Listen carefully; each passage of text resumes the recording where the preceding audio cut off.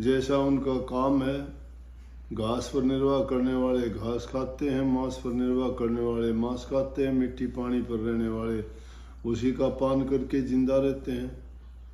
लेकिन वो अपने कर्म को नहीं बदल पाते उन योनियों में। इसीलिए स्वामी जी महाराज ने कहा कि ये तन तुमने दुर्लभ पाया, कोटि जन्म जब भटका खाया। ये एक जन्म का परिणाम नहीं है कि हमें इंसान का चोला किसी गैलरे के जन्म के कारण मिल गया। कोटि जन्म, कोटि जन्मों में अनेक योनियों में गए, ऊंची नीची योनियों में गिरते पड़ते मुश्किल से ये इंसान का चोला मिला। और इसमें भी अगर भूल कर जाते हैं तो फिर वापस उसी रास्ते पे गिर जाएंगे। इसीलिए महापुरुषों ने फरमाया है कि इंसान का चोला बड़े भाग से मिलता है। तो स्वामी जी महाराज ने कही कि ये तन तुमने दुर्लभ पाया, कोटि जन्म जब भटका खाया। या को अब व्यर्था मत खो। व्यर्था कैसे खोओगे?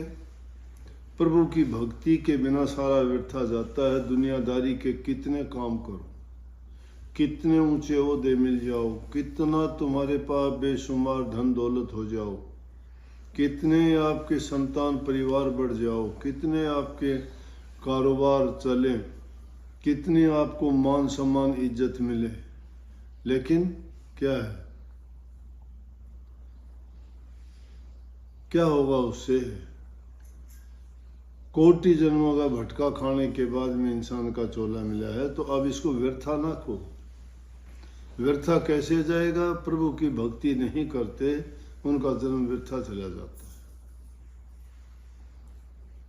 तो क्या करें उसके लिए? छिन छिन चेतो। चेतो का मतलब याद रखो उस बात को। दो चीज याद रखो, मौत को और मालिक को। मौत से जो डरता है वो बुरे काम नहीं करेगा, मालिक को याद करता है उसका सुमरण और चिंतन करेगा। तो छिन छिन चेतो, भक्ति कमाओ। भक्ति किसकी करो? भक्ति करो तो गुरु की करना। गुरु की भक्ति क्या है कि गुरु के कहे अनुसार जो समझाते हैं, कहते हैं, अपने जीवन को उनकी शिक्षा, उनके निर्देश, उनके उपदेश और उनका आदेश, उसके अनुसार उनकी पालना करते रहो। क्यों करें पालना? क्यों करें पालना? उनमें किसी का स्वार्थ नहीं है, स्वार्थ हमारा है। गुरु परमार्थ करता है, पर उपकार करता है।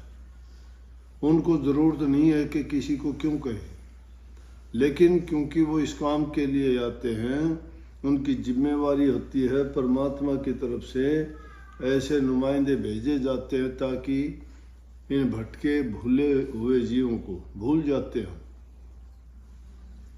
क्योंकि वो रास्ता भटके हुए तो हैं, इस रूह को रास्ता दिखाने के लिए उनको याद दिलाते हैं कि तुम रूह यहाँ की नहीं है, ये तो काल देश है। तेरा वासा तो प्रभु के चरणों में था, जिसको तुम परमात्मा कहते हो। हम आत्म रूप में, वो परमात्म रूप है। आत्मा परमात्मा की रूप ऐसे ही है जिस प्रकार से कि हम समुद्र का पानी गिलास में डाल लें, लोटे में डाल लें, किसी बर्तन में डाल लें, उस जल में भी गुण वही है। वो समुद्र का पानी है, कहीं वो नदी का कहलाता है, कहीं कुएं का कहलाता है पानी समुद्र का ही। समुद्र वो इसी प्रकार से सब रूहों का भंडार परमात्मा ही है। लेकिन ये रूहें उनसे बिछड़ के जो अलग आ गई हैं, अब जल की बूंद एक बिछड़ के कीचड़ और गंदे नाले में गिर जाए तो अच्छी थोड़ी है। उसको देख के नाक को पकड़ लोगे कि बदबू आती है। और वही बूंद अगर पवित्र बन जाए तो उसको तो आप अमृत की तरह उसका पान करके खुश होते हो। इसी प्रकार से जो रूहें गंदगी में पड़ जाती हैं, खोटे मंदे कर्मों में पड़ जाती हैं, तो वो तो काल के ही जीव बने रहते हैं। परंतु जिस रूह ने दीक्षा लेके गुरु से और गुरु की आज्ञा का पालन करके वो अगर भक्ति कमाई है तो गुरु की तरफ चलती है, तो उसका जीवन सफल हो जाता है। इसलिए कही ना कि भक्ति करो तो गुरु की करना, और मार्ग शब्द गुरु से लेना। शब्द गुरु, शब्द गुरु कौन सा है? जिसने परमात्मा की भक्ति की है, जिसने तप किया है, त्याग किया है, साधना की है। जो खुद बुझा हुआ है वो दूसरे को रोशन कैसे कर देगा? जिसको खुद को ज्ञान नहीं है वो दूसरे को क्या शिक्षा दे देगा? जो खुद अंधा है दूसरे को क्या रास्ता दिखा देगा? अंधे को अंधा मिले तो मार्ग कौन बता? अंधे को अगर आंख वाला मिल जाएगा तो उसको रास्ता दिखा देगा, सुझा देगा। तो गुरु ज्ञानवान है, उन्होंने उन चीज़ों का ज्ञान है, वो त्रिकालदर्शी हैं। भूतकाल क्या है, भविष्य क्या है, वर्तमान क्या होगा, वो हम भी जान सकते हैं। पिछले अच्छे जन्मों के कारण तो हमें इंसान का चोला मिल गया। ये हमारा भूतकाल था। भूतकाल में हमने नेक कर्म किए थे तो इंसान बने हैं। इंसान भी कैसे बने हैं कि सब चीज़ों से परमात्मा ने नवाजा है हमें। आँख, कान, बुद्धि, ज्ञान, पूरा शरीर, संपूर्ण हाथ पांव, सब कुछ दिया। लेकिन जिन्होंने गंदे मंदे कर्म किए, चोला चाहे उनको इंसान का मिल गया, लेकिन कोई अंधा पैदा हुआ, कोई लूला लंगड़ा पैदा हुआ, कोई बहरा पैदा हुआ, कोई अपाहिज पैदा हुआ। किस लिए? उनके कर्म अच्छे नहीं थे। तो इसलिए हम इस बात के लिए बहुत शुक्रगुजार हैं कि कितना अच्छा तोहफा हमें दिया। तो वो भूतकाल था कि भूतकाल के नेक कर्मों के कारण ये जन्म मिला है।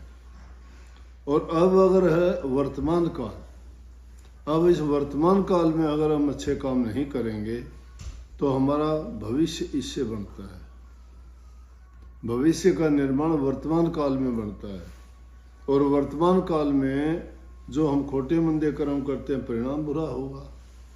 नेक काम करते हैं, भलाई के काम करते हैं, पुण्य के काम करते हैं तो हमें अच्छा मिलेगा। अगर हम भक्ति करते हैं, नाम की कमाई करते हैं तो सदा के लिए अमरता प्राप्त हो जाएगा। इस जन्म मरण के बंधन कट जाएंगे।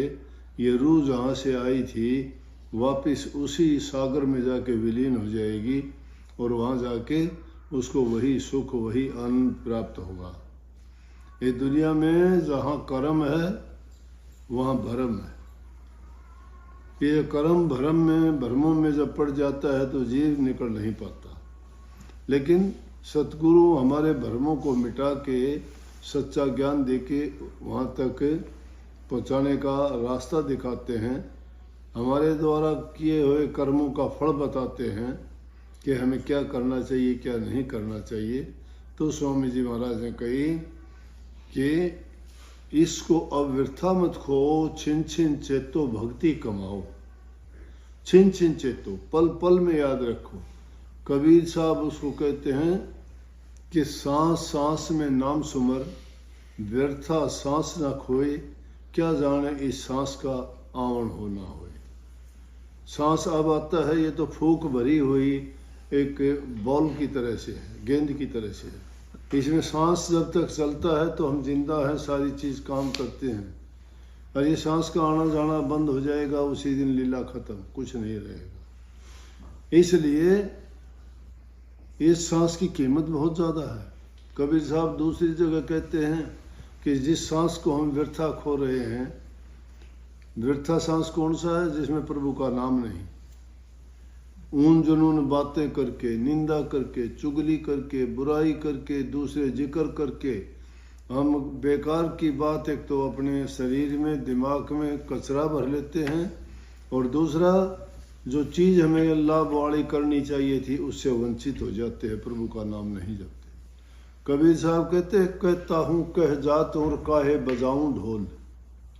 कहता है ढोल बजा के कहने की जरूरत नहीं, ये नहीं कहना। मुनादी करने वाले कहते हैं ढोल बजा के सुनो सुनो सुनो, और फिर कहते हैं देखो क्या सुनाएगा।